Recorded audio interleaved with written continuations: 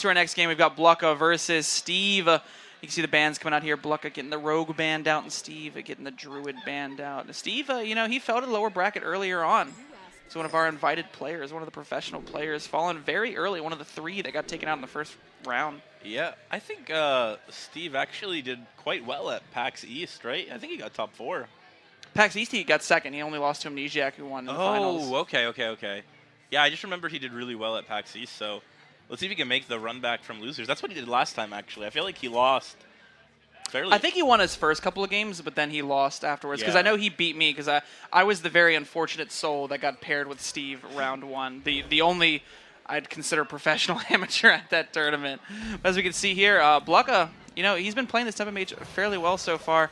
He does have a very aggressive start that you want to see from Tempo Mage. You know what's really just relieving about this match is that when that Primordial Glyph goes off, it cannot find Dead Man's Hand this time. That's the most relieving thing for you right now, is the fact that you won't be having PTSD from the Primordial Glyph finding Dead Man's Hand. Just seeing that Primordial Glyph really just almost makes me want to go to the bathroom. Well, you can't. We're on set right now, so definitely don't do that. But, I mean, it's pretty solid hand so far. I mean, it's kind of what you're looking for as Tempo Mage as a start. You're looking for that Mana Worm on 1. You're looking for that Arcanologist on 2. Maybe potentially Sorcerer's Apprentice can get in some of those cheaper spells. And do you have any experience in this matchup, Ray? Yeah, I've played a lot of Tempo Mage, and this is the Ike Shaman, right? Yes, it's one of the... It's kind of like a mid-range Shaman. It plays the Shutterwalk on the top end, but it doesn't have necessarily that Life Drinker kind of punch and pack that the traditional Shutterwalk combo version this is has. Like the tempo. This is how I imagined Shutterwalk would have been played when it first came out. Like, that's what I thought it was going to be. I didn't really... You thought it was more being a tempo card rather than, you know... Like that's fair.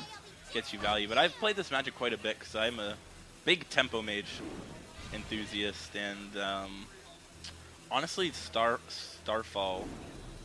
Shooting Star, sorry, is a huge factor in this matchup. And I mean, he had Mana Worm on 1, so that's what you want. But this Lightning Storm is really good.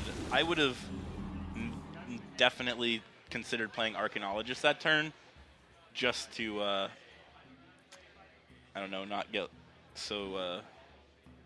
Yeah, I mean, if you play the Arcanologist, you kind of save the coin. Your turns become a little bit less awkward later on. Now, Blucka's kind of pigeonholed himself into either playing Arcanologist off curve or developing a secret. That means he's not really getting onto the board, and he really needs to be getting onto this board because that's how Tempo Mage gets its early damage in.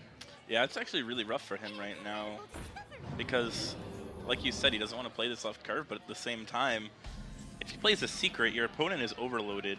They might just hero power, so you're not really getting any tempo.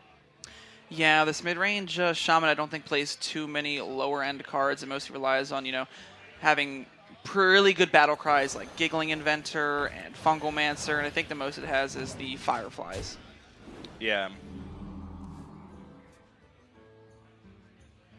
But as you can see here coming out from Blucka, he doesn't really have too many diverse options. I mean, he's got basically all the secrets in his hand. So, I mean, he can develop them time after time, but it's not really doing what Secret Mage kind of has in store for this matchup. Secret Mage wants to get onto the board, and it wants to push that early game damage. I mean, Mana Worm got in a little bit, but I don't think it got nearly as enough as it probably should have. Yeah, I think that for Blucka to really make a swing back, he either is going to have to find a second glyph into an AoE, or find Arcane Tyrant and Shooting Star. And this Thrall can really do some work if Giggling Inventor isn't answered in a good way. That is true. If multiple minions can stick, this is not good for Blucka. I will say, though, Blucka is actually one of the players that is running the older version of Tempo Mage, so it actually doesn't contain the Cosmic Anomalies and the Shooting Star, so it's going to be very difficult to get back on board.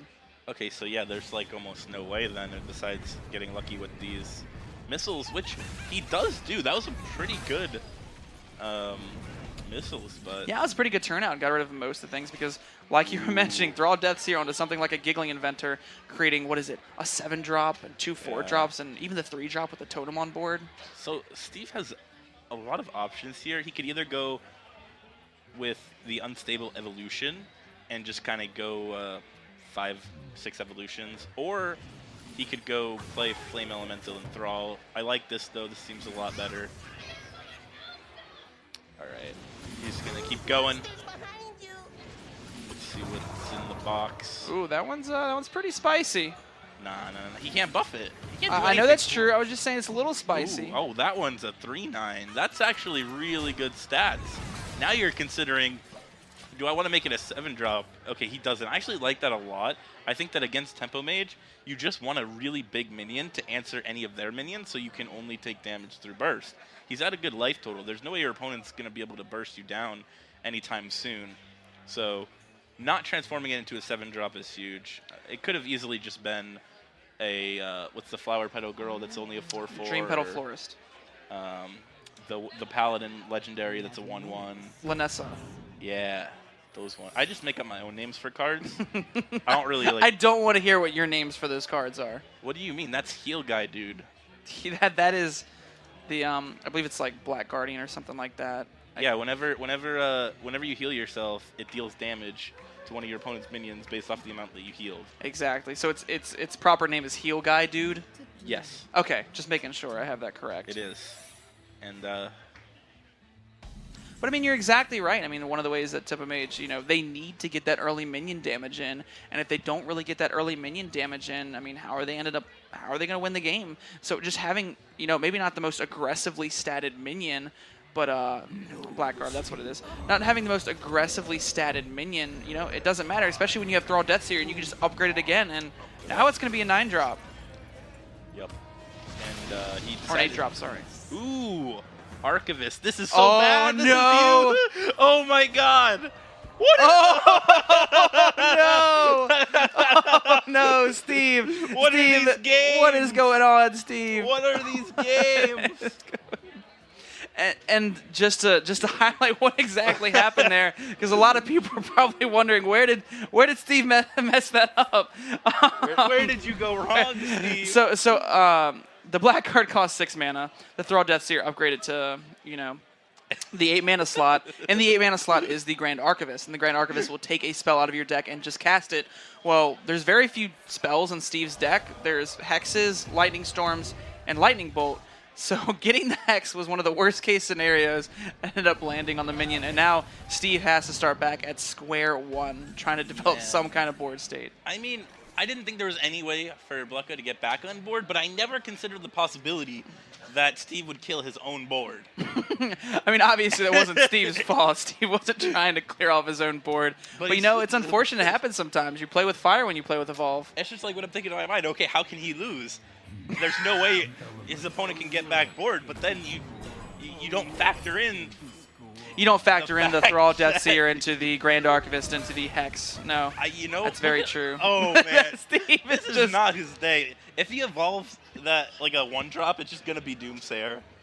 Like you just know it's Doomsayer if he evolves that Flame Elemental. I don't know. That Blackguard started off pretty strong. It looked like his evolves might be pretty powerful, but I mean, Grand Archivist now Giggling Inventor, just a 2/1 for 5 mana. This is not looking too good for Steve right now, and I mean, he doesn't really have the gas to keep going. I mean, sure, he has access to the Calamos, but he has to play an Elemental this turn to even activate it. I think that this game is going to come down to Blucka trying to go all in on Burn. He has Pyroblast in his deck, so he can get there from his point of view. If he gets another Pyroblast off this Glyph, that's amazing for him, but Calamos is 12 burst heal, and Steve can activate it. Yeah, and that's exactly why Steve is holding on to this Flame Elemental, is just for when he gets down to a health total below 18, he can play the Flame Elemental first just to activate the Calamos in order to. So, no, he's not, holding on to it for some weird reason. That's the reason he's holding on to it. It's just for that Calamos. This is a really big deal. If this doesn't find Burn, it's going to be very difficult to actually get there at the end of the day. To actually deal 25 plus 12, 37 damage without minion damage is very difficult. I don't think that Polymorph is going to cut it, honestly. Yeah, maybe the Shifting Scroll would have been, maybe a consideration there. I mean, Shifting Scroll can turn into Pyroblast. It's basically like Primordial Lift, and it does retain that discount, so it will be 2 less mana on It actually anything. doesn't retain the discount anymore. Oh, it doesn't anymore? They changed it. Oh, okay, so I guess it doesn't anymore. It was really weird. I didn't know that. until I started playing Tempo Mage after the update, and I took a shifting scroll, and I was like, wait, what's wrong here? What's going on? What's wrong with this situation? Is there a bug?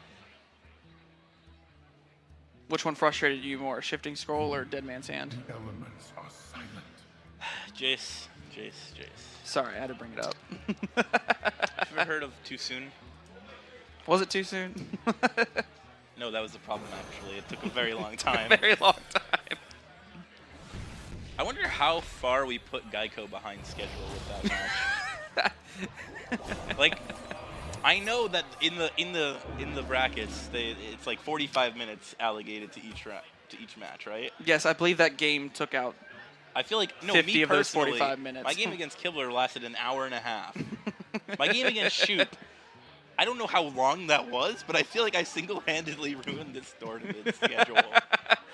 I think our admin team will work on it just fine. I'm sure, everyone had fun with it, so I wouldn't be too worried about it.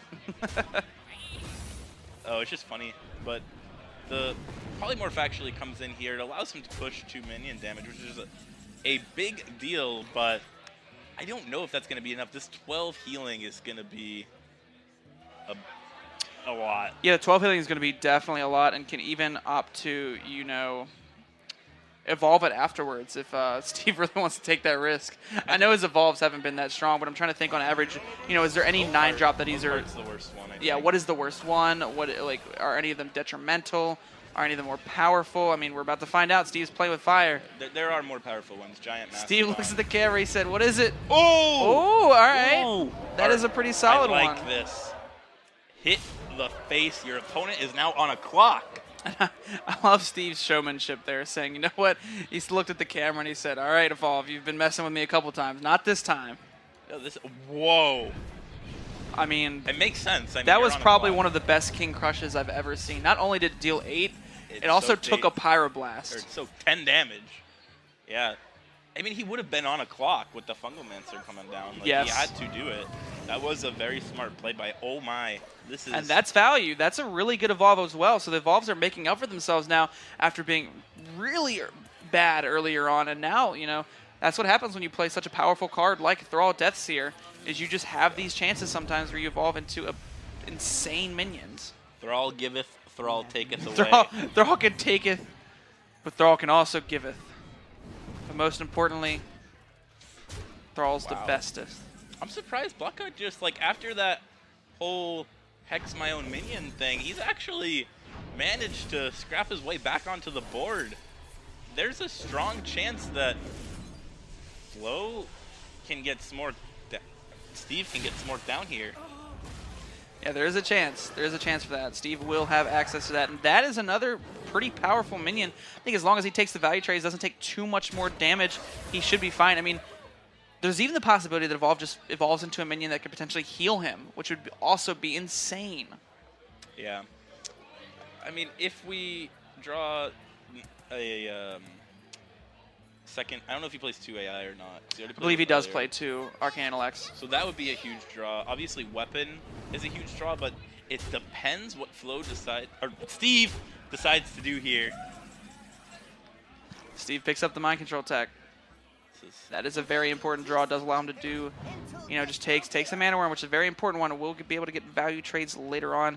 Definitely needs to mitigate this board state as much as possible. Can, opt to see what dragon he gets if he chooses to do so.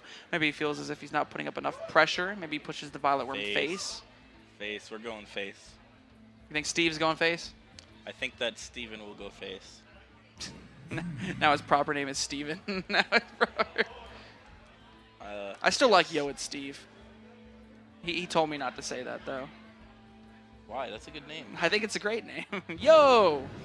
It's Steve. He's letting you know who it is. I think Steve is trying to figure out if there's any way he can if there's any way he can die with the Sorcerer's Apprentice on board. Which there isn't, but he is playing it safe anyways. Both lifts are gone, and Pyroblast is in play. Unless his opponent could play 2 Pyroblast. I don't know. I'm pretty sure he does not. Steve We've seen the knows. entire deck list. Does not play 2 Pyroblasts. Okay, so there was no way he could have died. Yeah, he just wanted to make sure he set up that 2-turn lethal just in case, Blucka were to draw into Fireball and say another Fireball. If that were the potential case, then, there was that possibility. But Steve just masterfully set up that 2-turn lethal. Even the Hagatha. Yeah, and Steve is going to take it. Yeah, I mean, that just goes to show you the overall power level of that Shaman, even with that kind of, like, you know, blunder in the earlier games with that Grand Archivist. I mean, it was kind of crazy, but even after that, he still recovered in the end. He got the armor from the Thrall Deathseer, and then he just kind of capitalized on using those evolves and pushing the damage phase when he needed to. Yeah, I think the big thing